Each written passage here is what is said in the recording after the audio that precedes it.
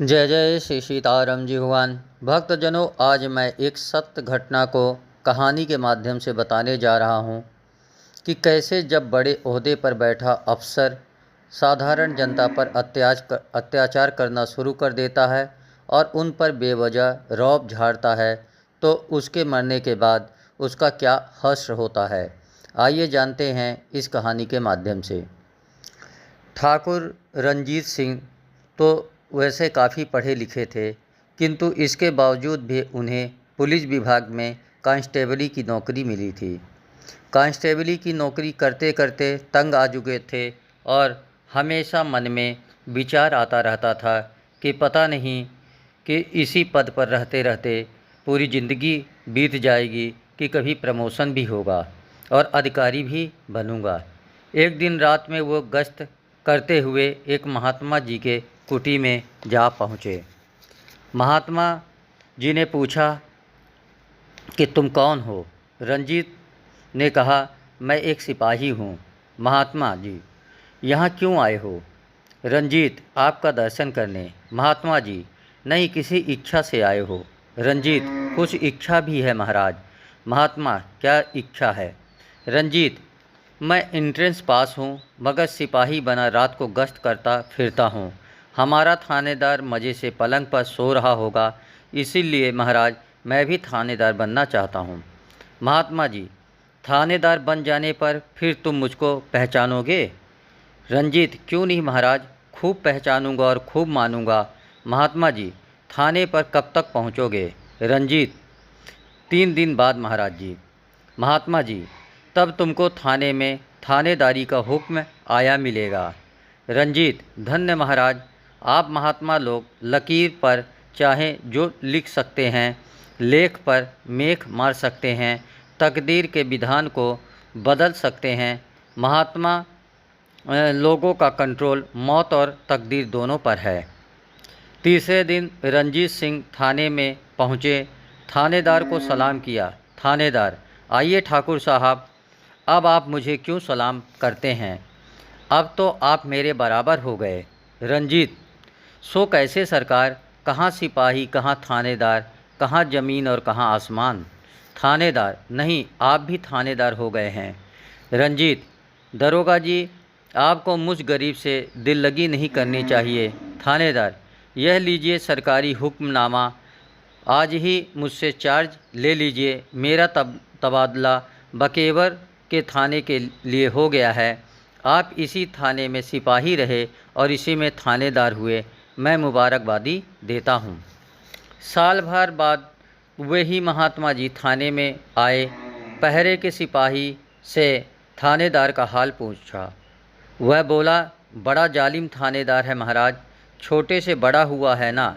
रहीम जी ने कहा भी है कि जो रहीम ओछो बढ़े तो अति ही इतराय, प्यादे से फर्जी भयो टेढ़ो टेढ़ो जाए। अर्थात ओछे लोग जब प्रगति करते हैं तो बहुत इतराते हैं, वैसे ही जैसे शतरंज की बिसात में प्यादा बहुत अहमियत नहीं रखता, लेकिन वही प्यादा जब फर्जी बन जाता है तो वह टेढ़ी चाल चलने लगता है। महात्मा जी ने पूछा कि क्या करता है वह?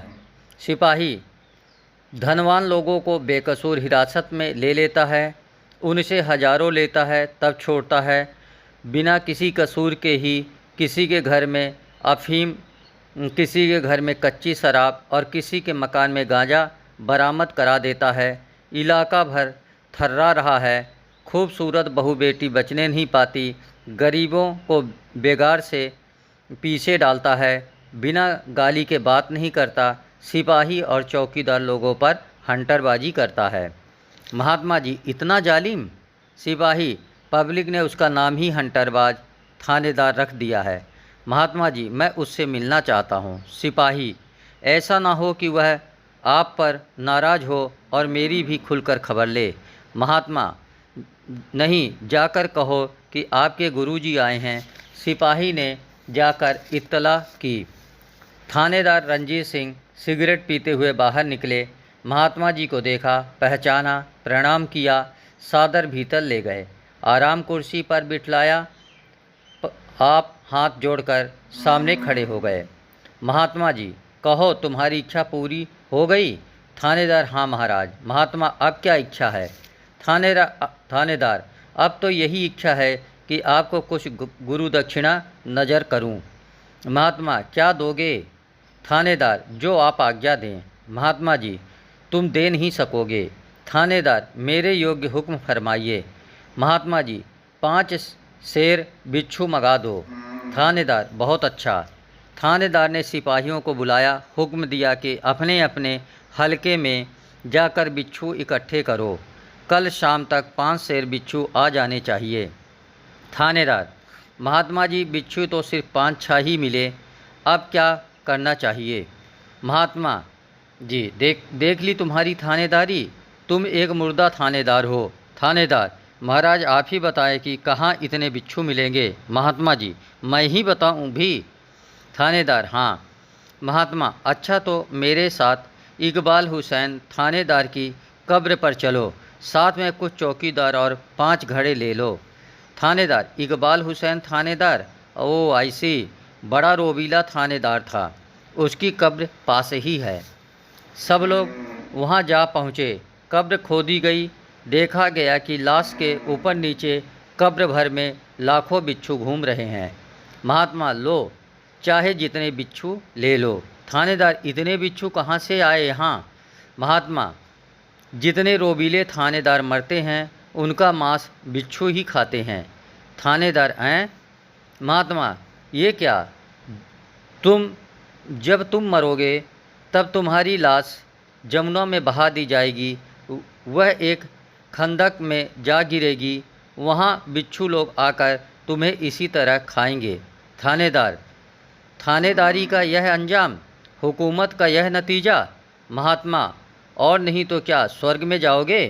थानेदार, आज ही इस्तीफ़ा भेजकर मैं फ़कीरी करूँगा, लानत है ऐसे थानेदारी पर।